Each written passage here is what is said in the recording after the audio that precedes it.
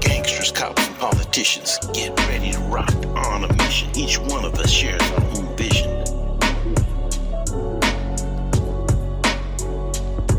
When I was on the yard, I went real hard. While I patrolled the streets, all the T's I meet. When I was on the yard, I went real hard. While I patrolled the streets, all the T's I meet. While I pulled the dope, got to stay woke. I like to thank God above. I like to thank God above. God above. I like to thank God above. God above. I like to thank God above. God above.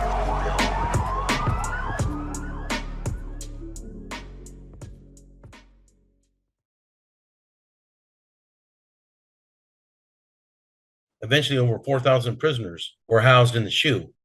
These security housing units were located at Pelican Bay, Corcoran, which weren't even open when I first worked in New Folsom, as well as Tehachapi. Then you had the violence control unit I mentioned at New Folsom, which is also considered a security housing unit. So eventually, these 4,000 prisoners, they went on a hunger strike and filed a lawsuit. And due to these lawsuits, it greatly impacted the way California Department of Corrections operates. Lawsuits also determined that California Department of Corrections could no longer house cellies by race. In fact, we used to mark in our housing unit boards the race of the inmates as well as their gangs right on their mugshots. It is often hard to get a straight story from CDC, but in the 2012 Prison Legal News, it stated that more than 50% of all prisoners housed in the SHU were serving indeterminate terms due to gang membership. And it was well known that the only way out of the SHU was to debrief. That is a long process whereby they tell CDC officials everything they know about their gang and about major crimes that have been committed. This debriefing process can last many years, whereby a prisoner signs it and formally disavows any association with their former gang. This newsletter pegged this practice as snitch, parole, or die as the only way to get out of the SHU. It also claimed that conditions at Pelican Bay were so miserable that convicts were lining up to debrief, but many of them were killed before they could do so. Another problem was the sensitive knee yards or dropout yards were running out of space. Many of my sources, both inside and out of CDC, note the agency devised a plan in 2006 to chop off the head of the prison gangs, but this may have actually solidified inmate resistance. We realized we had to take responsibility for change, and they couldn't do anything against a peaceful protest, said Todd Ashker, a validated member of the Aryan Brotherhood who was housed in New Folsom when I was there. He was well known as a prison house lawyer. Ashker was able to convince the Mexican Mafia, Nuestra Familia, Black Guerrilla Family, and Aryan Brotherhood representatives to join a hunger strike, which put a public spotlight on SHU conditions. Ashker, along with Arturo Castellanos from Florencia 13 and a known Mexican Mafia member, Ronnie Dewberry, a known member of the Black Guerrilla Family, and Antonio Guillen, then a state general from the Nuestra Familia, all got together and signed an end of hostilities agreement. And it wasn't just in the SHU. On July 1st, 2011, over 6,000 inmates at 13 prisons across California went on a hunger strike. Initially, the administration agreed to some of their demands, but many of the leaders felt that it was not done or enough was not done fast enough, so they went back on hunger strike until many of the demands were met. Those demands are listed at the back of all my prison gang books, not because I support what prison gangs do, but I wanted people to know in writing what some of their issues were. Now, since that time, CDC has changed a lot, and it's had to deal with budget shortfalls, as well as falling inmate populations. In fact, the Dual Vocational Institute, where the Mexican Mafia started, was shut down on September 30th, 2021. The California Correctional Center in Susanville was set to shut down, but at this point, that has been held off due to a temporary restraining order, as it was stated that the state did not do a proper environmental review process. Now, the Tehachapi SHU opened in the mid-1980s, just before I got to New Folsom. Corcoran opened in 1988 and Pelican Bay in 1989. It was about that time that the New Folsom 8 facility was completed and protected custody inmates were housed there, including Babo Sosa, I verified this again with Warden Robert Borg, who was in charge of both Old Folsom and New Folsom at the time. Mr. Borg told me he got a lot of flack for housing bobble there.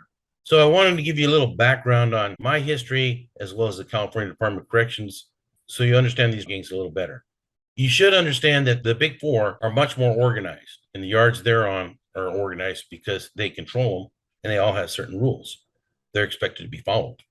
A good example of this would be Ruben Tommy Tupi Hernandez from the Ontario Black Angels.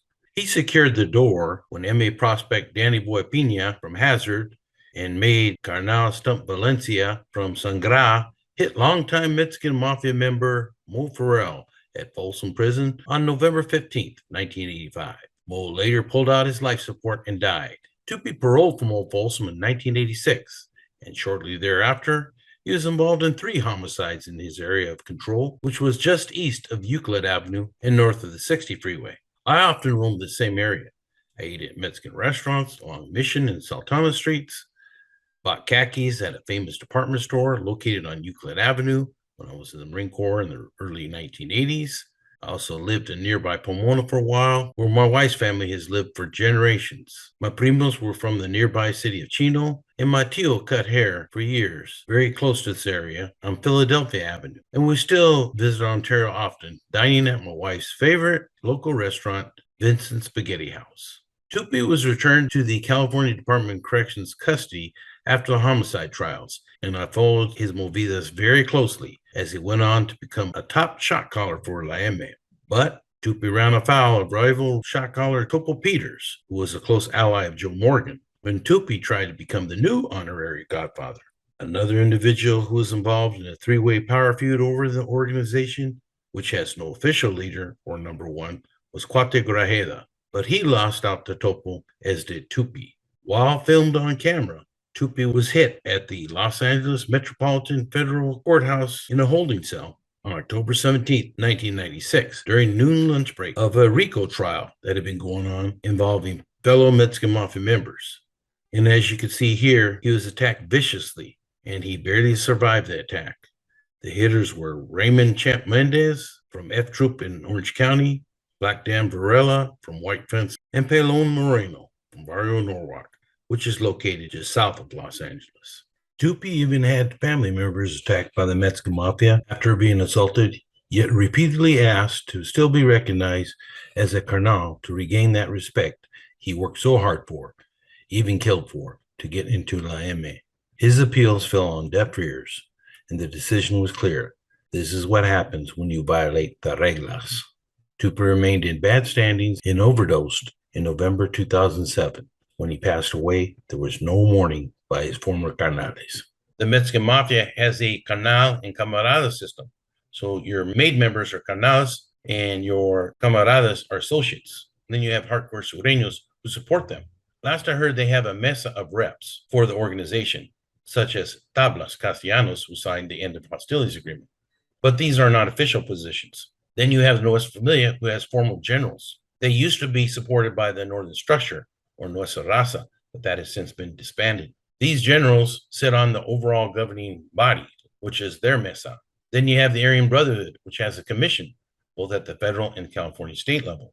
They were supported by Nazi lowriders until they fell out of favor and the public enemy number one.